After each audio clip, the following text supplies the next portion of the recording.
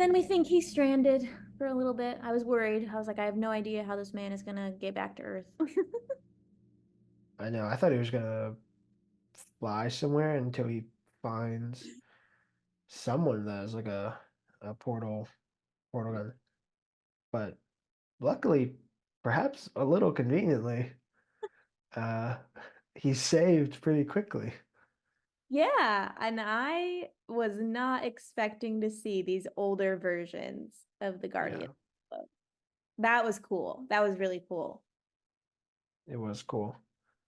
And we get the first interesting, well, I guess it's really the second interesting quote unquote reveal is that we see this, older version of robot, and Mhm. he uses like this portal machine to send Mark back, and then we see him take off his like robot helmet, uh, and Eve refers to him as Rex, Yeah. which is really interesting. Like, is he supposed to be like Rex Splode and for in like a robot costume, or obviously we know Rudy is uses Rex DNA and is essentially a clone of him.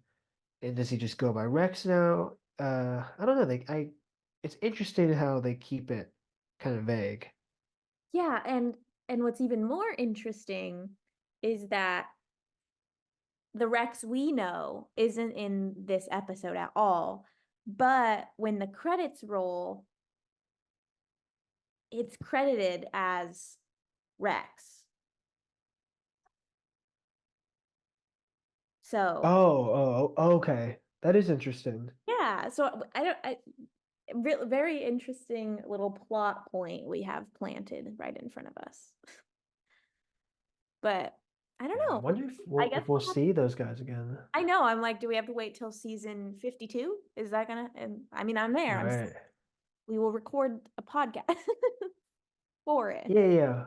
I'll check my calendar for, you know, 20 2063, Yeah, but I should be available. yeah. I think maybe me too.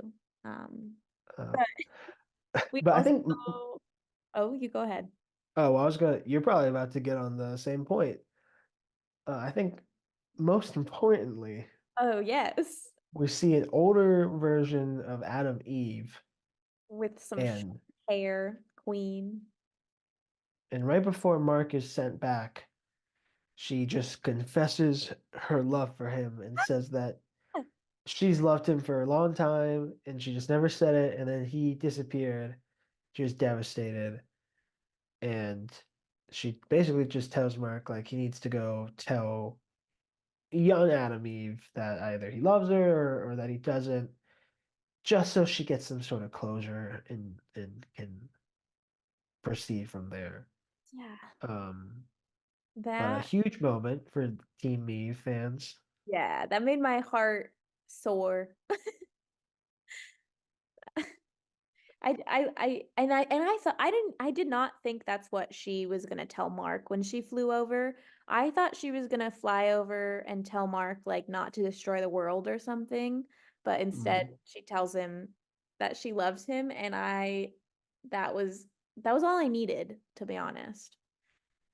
yeah, that again, I'm probably just the best kicking my feet and giggling moment of the episode, maybe of the season. Yeah. Well, and now Um, we just have to wait for Mark to that be a big boy yeah. and tell Eve how he feels. To Uh, be fair, I guess he has gone through a lot. Like he's trying to figure his Oh, himself out. yeah. Um, but as Eve says to him later in the episode, I think at the end, she's like, if you need a shoulder to lean on, I have two. That was sweet. Ah, but Yeah, that was a really really, cool. really good moment with the older versions of the Guardians of the Globe.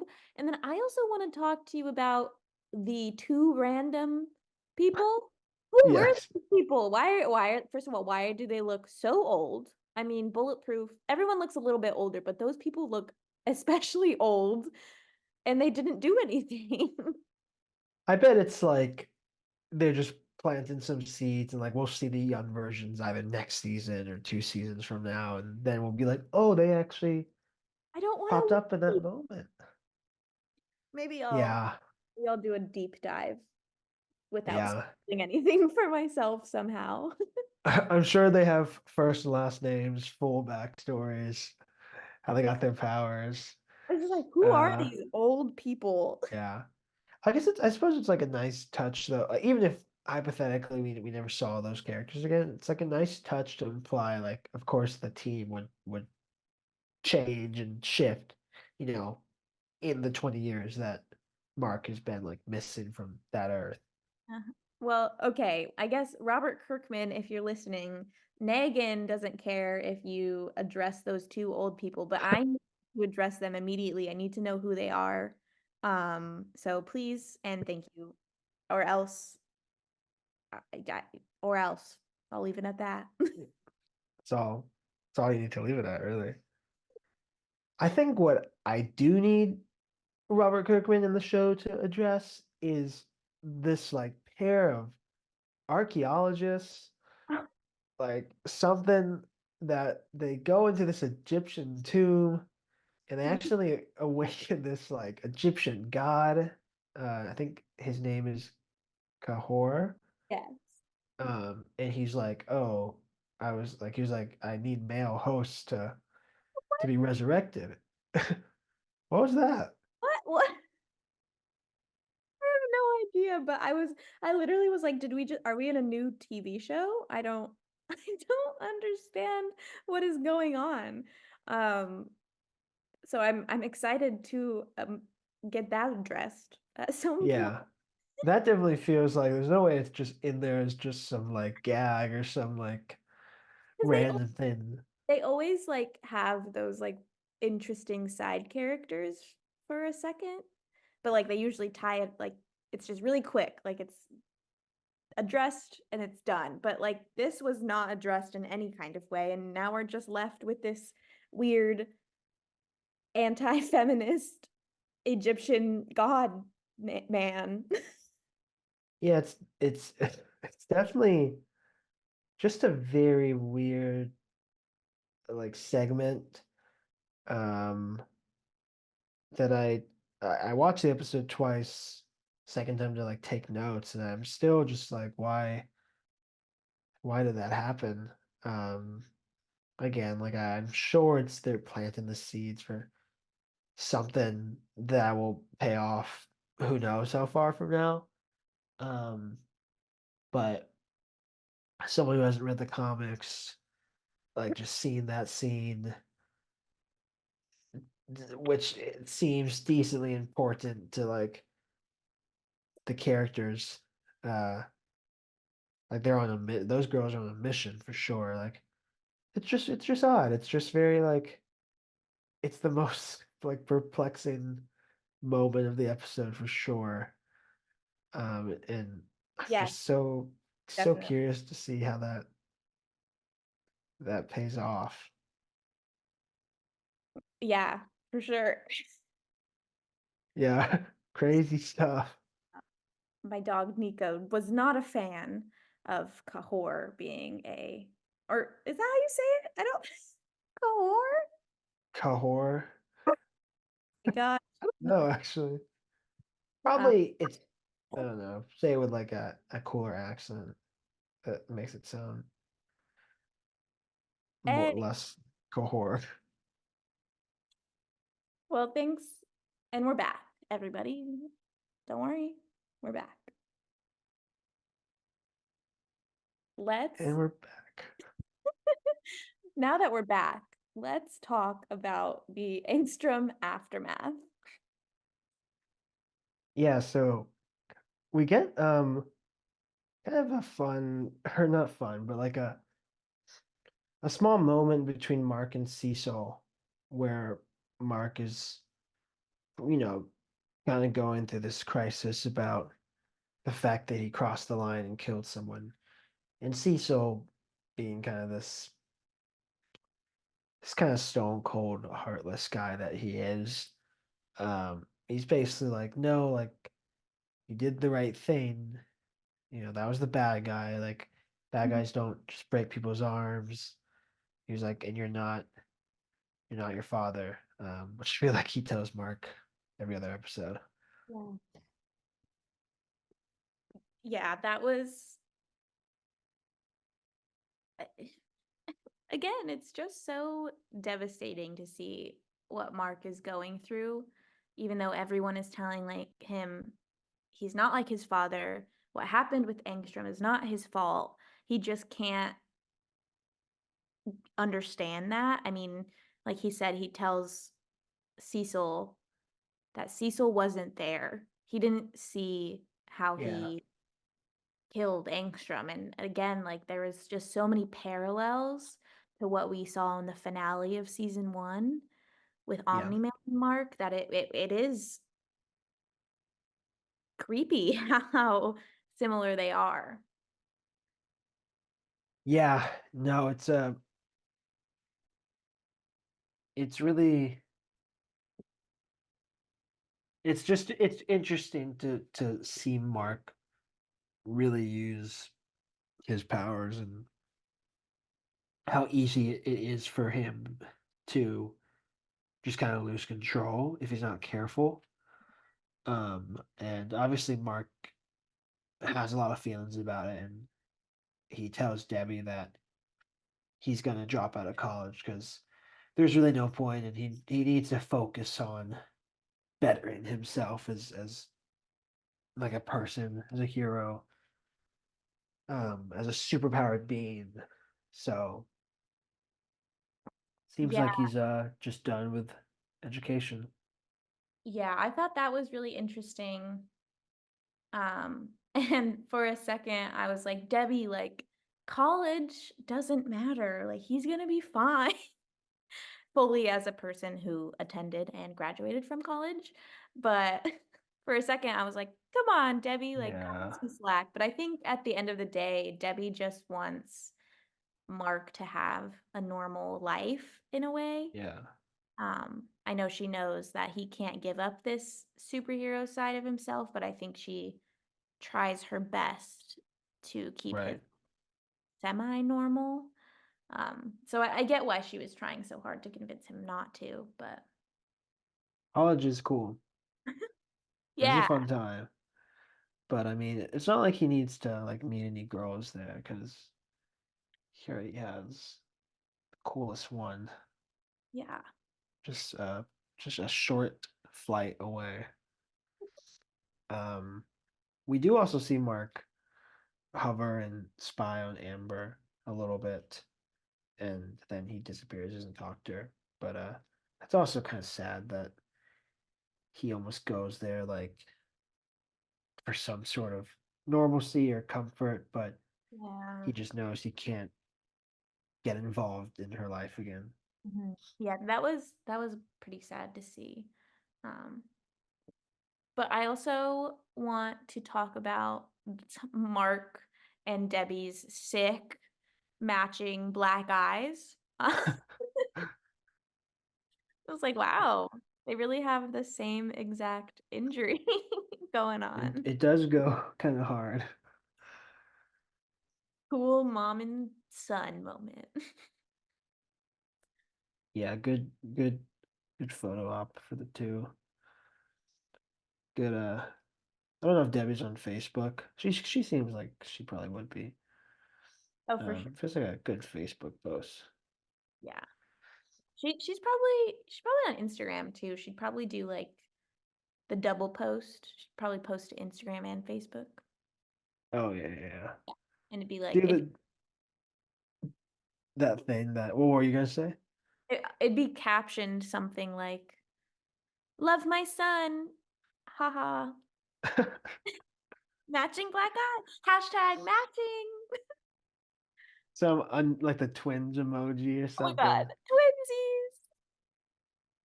She would do that thing. She's like supposed to be like a I guess a Gen Xer. Probably has like 46 followers on Instagram, I would and follow. she posts like almost directly back to back posts like two or three of them. None of them know how to use like the carousel feature to put just multiple images. Yeah. Um, Her I would her also follow. her her bio is like mom of a superhero, recently divorced, single and Also, miserable. mom, ex-wife, realtor, new mom. There's definitely Oliver's probably on there or something now. Like, Yeah. um, Let's it'd be get a fun Instagram. Yeah. before we hop into Omni-Man and Alan, let's talk about the the other reveals we had from our Guardians of the Globe. Um, we Yes. we we see Immortal coming back from a hunt in the snow. Fishing, something like that. Yeah, Something manly. yeah. We see him come back from being a man, and Kate jump scare, jump scare. Kate is there. She's back. I again was not expecting that. Me neither. I thought she was gone for good. Yeah, and I thought we you know cleansed our hands of her. Yeah. But it did answer a question I think I Yeah, posed like a couple episodes ago that I was like, if you had that power, like wouldn't you keep one version of yourself tucked away somewhere so that if all of you get killed, you're still alive? And that's what she did. she did. She did think ahead. She's smart. She's smart. But that makes me Um, really happy for Immortal. I thought it was really heartwarming to see him hug her and tell her that it was okay that she didn't tell him. So I'm excited to see where they go, if anywhere. Maybe they just stay in the cabin and fish for the rest of their lives. I know it really is a weird like they really want us to just empathize with this immortal guy and he's like a real person. With the really great superhero voice. Yes, with a very over the top cartoon superhero voice. But it is kind of a sweet moment between them. Well, and speaking of like where their story is going to go, they weren't with the older Guardians of the Globe. That's true. So maybe they do peace out from being a superhero because Kate said she was thinking about running away. Immortal has been thinking about it. So I hope it's a happy ending for them. I'm a little surprised we didn't see Immortal uh bite the dust this episode. Thought maybe he would get decapitated again or something. I know. Good. I'm happy for him. I think he's living a nice life right now, but something tells me he'll get back in the game sooner than later. I think so too. But speaking of love and couples, we see Rudy and Monster Girl kind of talk it out over a PB&J. Yeah, and it goes pretty well. It's she's kind of chill about it this time. Um, and Rudy kind of apologizes for just being annoying. Yeah, I thought that was nice. A good way to get us ready for what their relationship is like in season 3. Yeah. What do you think they'll get up to in season three? Um, I think we'll make some advancements in not or in preventing Monster Girl to de-age every time she transforms, perhaps. Mm, Maybe Rudy will be more normal. yeah. Imagine it takes him a while to figure out the cure, and she gets all the way down to like age 8 or something. And he's I like, want to see baby monster girl. and I guess he either just has to to wait a little bit, where the age gap's no longer weird, or he just transfers Oh, himself to an 8-year-old Rudy. whoa. Yeah, I don't know. I don't know where their relationship is gonna go, but I think Rudy is a very important piece to the Guardians of the Globe.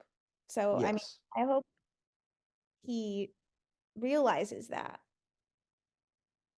I think, and we talked about it last episode, like the character of Robot is kind of sidelined a lot this season, but I know he's like a major character, and I think he'll definitely do more. Probably, hopefully, in season 3.